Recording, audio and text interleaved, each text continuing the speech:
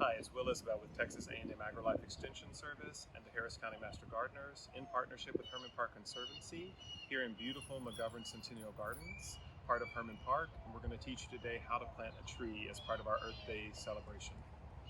So today we're only going to focus on planting the tree itself, but the two most common mistakes that people make is selecting the wrong type of tree for the location or planting the tree in the wrong location. So we're going to add some links below that address those topics. They'll help you select the proper tree for the requirements that you want. We'll also send a link below that will help you find a qualified arborist for long-term tree pruning and problems in that scenario. So today we're planting a Texas redbud tree, and redbud trees need some nice filtered light, which is why we've chosen this lovely location underneath two live oaks, and we're also spacing it properly away from the live oaks so that they don't ever grow into each other. And we've already dug our hole here, so we've selected this tree. It's about a 15-gallon tree. We have our hole, we want the depth of the hole to be about 2 inches shorter than the depth of our soil.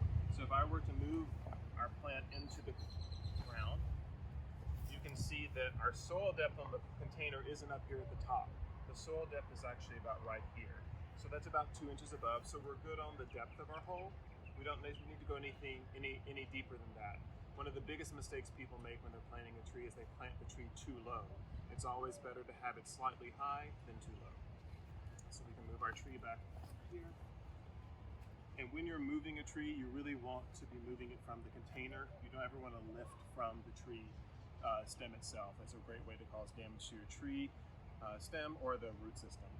So our hole is about 2.5 times wider than our container. A good rule of thumb is 2 to 3 times wider than the container that the tree is coming out of. So we have our hole dug. The next thing we're going to do is we're going to tilt our tree down, and we're going to start looking at the root ball of our tree to see what's going on there. All right, so we're going to look at our root system right now. So the easiest way to do that is just to give your container some nice taps, and then we're going to hold it at the base of the tree, and we're going to slide our tree out.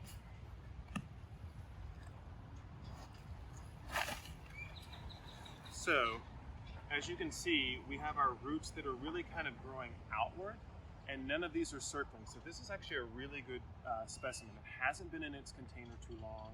We're not going to have to do a lot of augmentation to the root system before we plant it in the ground. A couple of things to look for. Always pull out. Don't hesitate if you're at a nursery looking at trees. Don't hesitate to pull the tree out of the container and look at it at the nursery. If you see roots that are really circling and running around the container, those have been in the container too long and they're pot bound. Also, if you see some roots at the surface that are crossing over and circling the main stem of the tree, those are going to become problematic later. And it's not that you can't plant those trees and go in and manipulate the roots and fix that problem or help mitigate it. It's just that that's extra work for you. And if there's another tree 3 plants down that looks like this is the one you want to go with.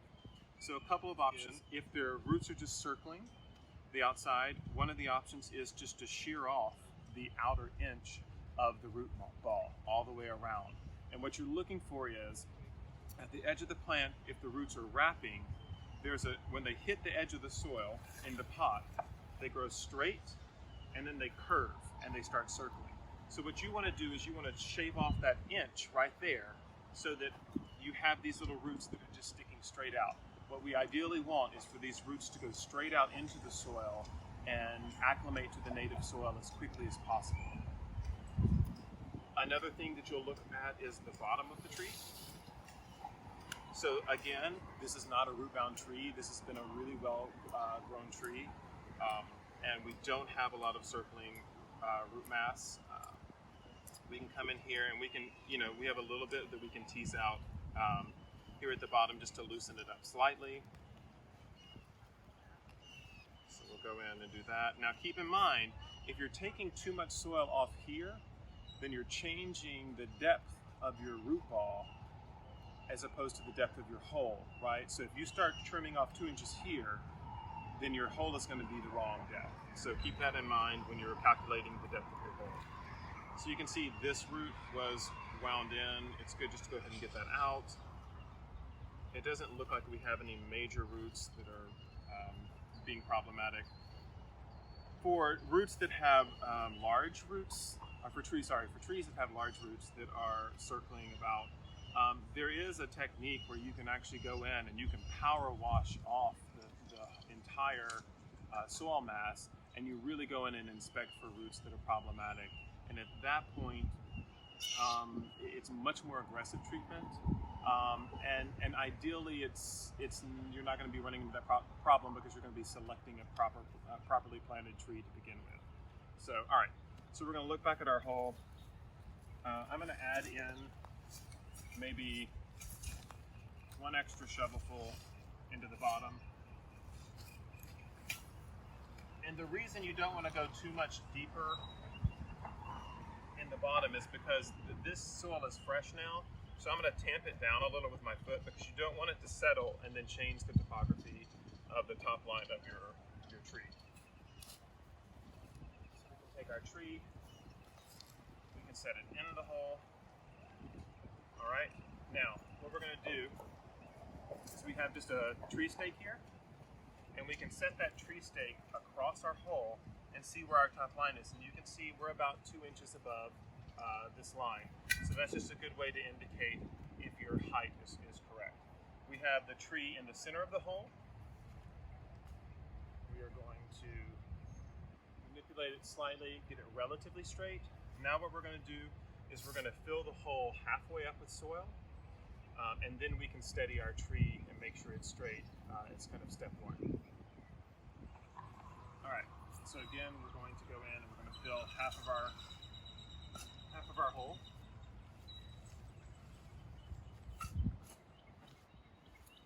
And you'll notice that we have not augmented the native soil at all, right?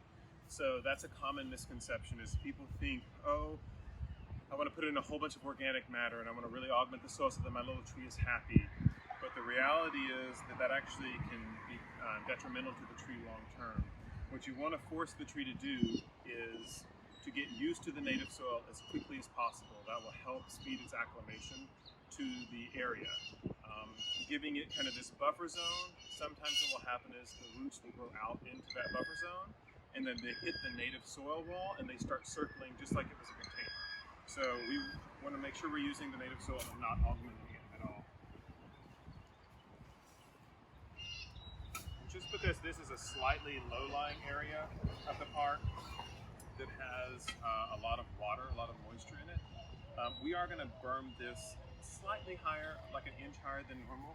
That's just going to add some extra drainage. That's a trick that you can do at home if you have a low-lying part of the yard.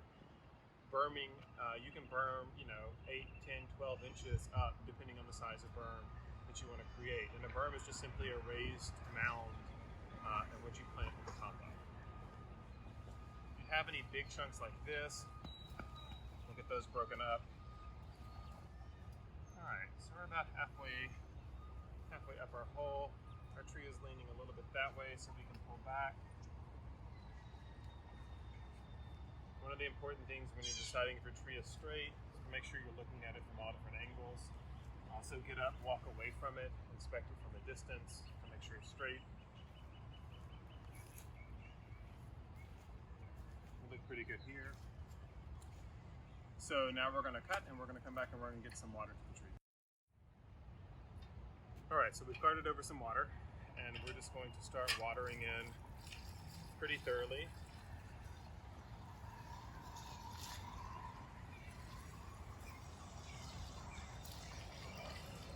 Now, one of the things you'll read a lot about if you go online and look for how-tos about how to plant a tree is some of them will recommend that you do a water test when you first dig your hole. And essentially what that is you dig the hole and you fill the hole with water and you see if it drains out. Within 24 hours, you want the water to have completely drained out of the hole. That tells you that you have adequate drainage for the tree. And then most of those places will recommend that, if it doesn't drain out, then choose a different location. The reality for most residential people is that you have a 5,000 square foot lot on average, and the soil on one half of your lot is not going to be remarkably different than the soil on the other half of your lot.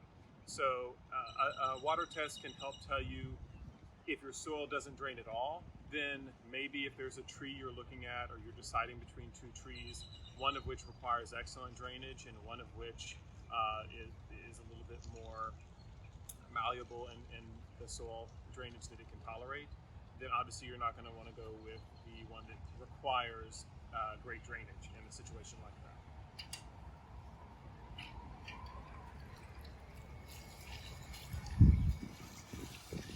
We're really not watering our root mass right now, we're just watering the soil in to get it to settle nicely.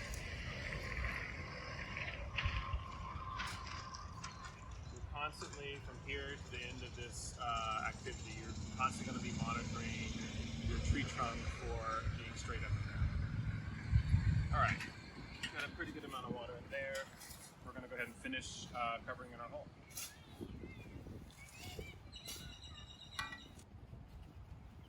Now, keep in mind, when we're covering this, we're not really adding additional soil to the top of our root mound, of our root ball. Again, with some of these bigger clumps, we'll go ahead and just break them up.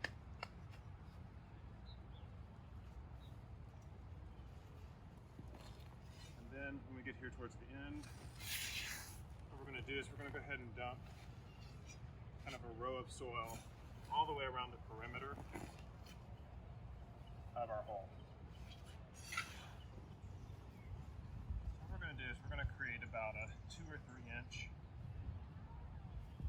wall around the perimeter, just a mound around the perimeter. That's going to help retain some moisture so that when we're watering here, it's going to hit that little dam. It's going to keep the water in here instead of letting it drain off. Since we are planting slightly higher than the soil, that's going to help with it. So I'm looking at my tree. I feel like my tree has maybe settled a little bit that direction. So now is the time to make that adjustment. And you can see the top of my root mound. My root ball is right here, right? So I haven't really buried it. You don't want to bury, you don't want to be going up the trunk of the tree ever. That's not great for the tree. You can see that this tree is staked. We're going to go ahead and pull that stake out, right? General rule of thumb is you don't want to stake a tree unless you absolutely have to. There's not a ton of wind in here. This tree doesn't have a huge canopy to catch wind and create a tilt in it. So we're going to try it without stakes, and if we come back in a week and it starts to lean and we feel like we need to stake it, then we'll go ahead and set up some stake system. For a tree this small, we can probably just do one central stake, maybe something like this, right? For a larger tree, you would want to do some T-stakes.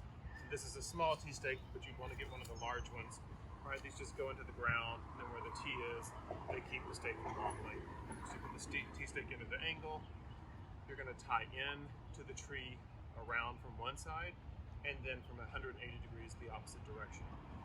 2 stakes is sufficient for a tree, and you want those stakes to be loose, right? You don't want those stakes to be super tight so the tree can't move at all. When the tree is moving in the breeze, part of what that's forcing the tree to do is to send out stabilizer roots into the soil that keep it upright, right? That makes for a much stronger tree. If you stake this with 4 stakes, one from each direction, that's super tight, and the tree can't move at all, the tree has no need to create stabilizer roots because the stakes are stabilizing it.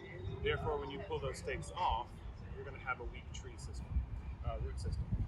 So if you're going to stake, you leave the stakes on for a year. They come off after the first year. So we're good in here. We're going to apply some water to this, and then we'll talk about some other things. We're going to water our tree in again. Use a little bit more gentle water. If you start to see any sinking here, we have some extra soil over here. We can always add to that. But you can see how our little water ring works here, right? So you can see that the little mound at the end helps trap the water in. It's going to funnel the water to the root base of our small tree.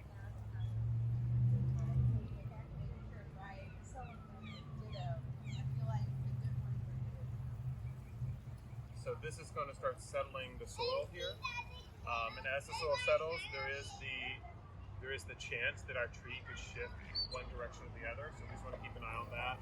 Now is an easy time to fix that. The other thing we want to concentrate on both now when we're watering and long term when we're watering our tree. And the aftercare of watering a tree, there's a rule of thumb for that about how much per week. Of course, that always varies on your soil type, how readily draining your soil is, how much rain we've gotten, how hot, what time of year it is, how hot the temperatures are, so how much is evaporating up. But the general rule of thumb is you want to water deeply every time you water the tree. We want to encourage the tree roots to be deep roots and to go down into the ground. And if we're just watering at the surface, then the roots are going to really focus on the top surface of the soil. And that's not what we want. That's not going to give us the good stabilizer and healthy tree root system we need. So we're watering, we're letting that soak in. Once it's totally soaked in, we're going to water a little bit more. Again, you can see how effective the little wall is around for keeping the water where we want it to be.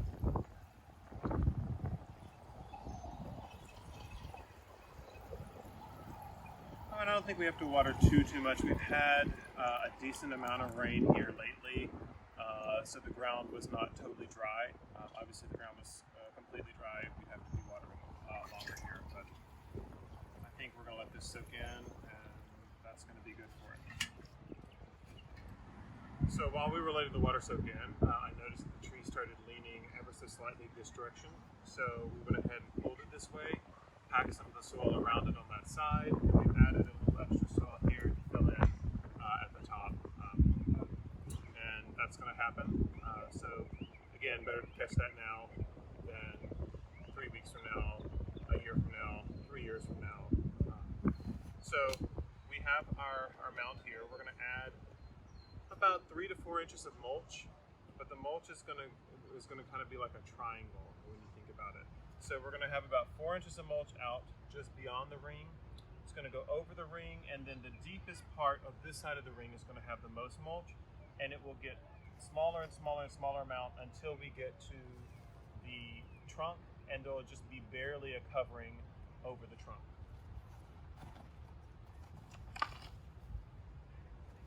So we're just going to glob it on right now, just to make it easier to move around.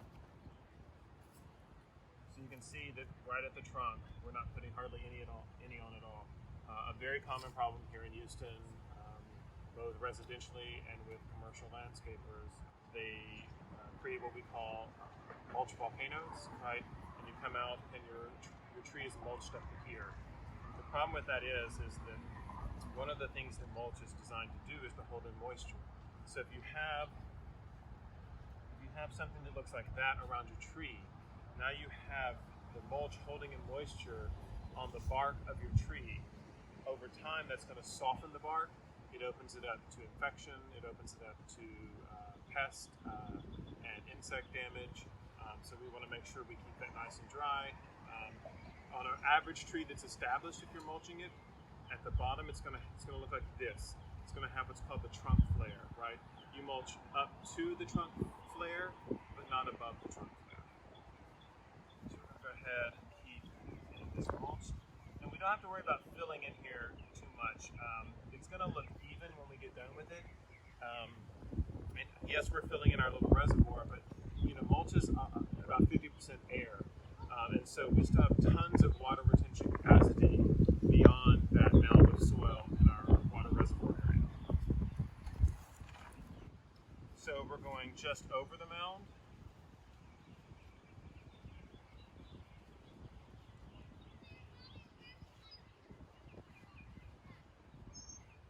And then it's just going to taper off as we get to the trunk.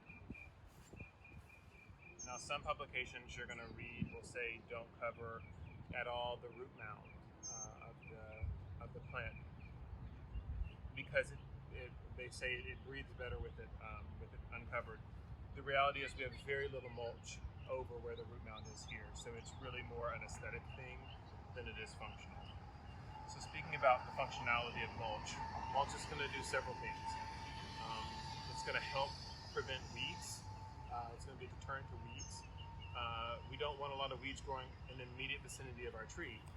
The weeds are going to be competing for a finite amount of resources as far as nutrients in the soil, root space, so we don't want anything competing with our tree. We want our tree to get the best start it can. It's going to also help hold in moisture, both holding in moisture and primarily through preventing evaporative loss of moisture from the soil level. So that's always a great thing. The more moisture our soil has, the better our microbial life is going to be, the happier our tree is going to be, the less often we're going to have to be watering. And then over time, mulch this is not really, it's a kind of a side perk of mulch. Mulch will break down as it decomposes, and it will release some nutrients into the soil, but that's really kind of a side benefit. It's not really one of the primary reasons we're using mulch. So I'm going to finish getting this mulched, and then we'll talk about a few more things. All right, so we have our tree mulched, basically, and a few more things that mulch do that I didn't mention earlier is, mulch can help with prevent soil compaction. Right? You're not going to have a lot of people walking on a mulched area. It looks like it's a specific area for something, right? So just like someone's not going to walk through a flower bed, hopefully, they're less likely to walk on the mulched surface. Also, just water or rain hitting the surface of the ground can over time compact the soil, so it's going to help break up that pressure of the water hitting. So it can help prevent soil compaction. The other thing that's really important in a residential landscape is that if you had grass growing all the way up to the tree, when your landscaper comes in to weed eat, they're going to weed eat around your tree, and what they're going to do is they're going to make little nicks in the base of your tree, and that's essentially going to create scar tissue around the base, and as the tree grows, that scar tissue is going to restrict growth in that area, and the term is called girdling the tree. So it's essentially putting a chokehold on your tree, and your tree is going to develop much slower. So having a mulched area around your tree is a good way to protect it from people with a weed eater or things like that, which is super important in the residential landscape. I am, again, a little snippy about things. So, one of the things I like to do when I finish is we're right at 22 and a half there, 22 and a half there, 22 and a half there, and in the back, I like it to be a nice symmetrical circle. It just looks nice. At the end of the day, we're planting these things partially because they help beautify our property, and so I think making this part pretty is part of the package. You're usually not going to, as far as pruning goes, you're usually not going to prune a young tree. You're not going to prune for the first year. Now we have a couple of exceptions to that rule here. We do have the suckers coming down here from the base of the tree, so we're going to go ahead and prune those out of the tree. We're just going to go down to the very base where they're going into the trunk and just clip those off. If they come back, we're going to clip them off.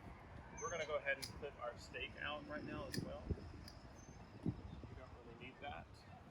We could have just as easily taken that off prior to planting the tree.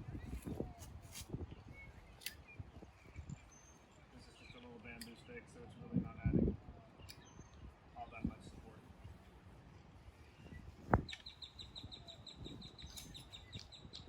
So this is what type of tree we've planted, right? We don't want to really leave that on the tree because frankly it's a little unsightly, and over time that plastic becomes really brittle. So we're going to take this off. We are going to keep this, right, because we definitely want to remember that we planted not just a red bud, that's pretty easy for us to ID, but that we specifically planted a Texas red bud, which is a variety that has different height, growth, and characteristics than some of the other red buds. So it's important for us to keep this. So take a picture of it with your phone, put this in I keep a lot of mine in a gallon Ziploc in the house, so I just go through my plant tags to remember what I planted where, but just make sure you have this information written down. The other thing we're going to prune on this tree is, and it's kind of, again, an exception to the don't prune rule, you want your tree to have a leader. And the leader is going to be the stem that's going straight up to the middle that's a nice tall leader. So this is, when you're structurally looking at our tree, this is the leader, right? You can see that this one is almost overtaking it, but it's kind of coming off from a U-bend on the side. So we don't really want this limb to take over our leader. So what we're going to do is we're just going to nip it back just a tiny bit, about right there.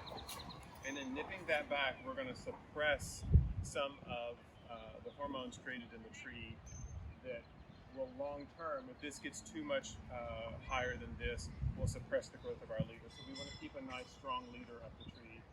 We're already getting some lateral branching here, some lateral branching there. Again, we're not going to prune the tree anywhere else unless it had dead material in it, and we would prune out the dead material. So suckers you can prune out, dead material you can prune out, and if you happen to have a leader issue, two limbs competing, then you'll trim one of those out to establish your set lead. All right, so we're essentially done planting our tree today. You'll notice too that we did not add fertilizer. You really don't want to fertilize the tree for the first year. You're just going to let it establish. Again, the whole point of this is to get it acclimated to the native soil as quickly as possible. So that's what we've been, everything we've been doing is to that end. In the bottom of the description, you'll see some links again. That's going to be links on how to adequately water, how to select the proper trees, some considerations. A lot of people have questions about how far away a tree needs to be from another tree or from a structure like a home. So we'll provide links for all of that in the description below.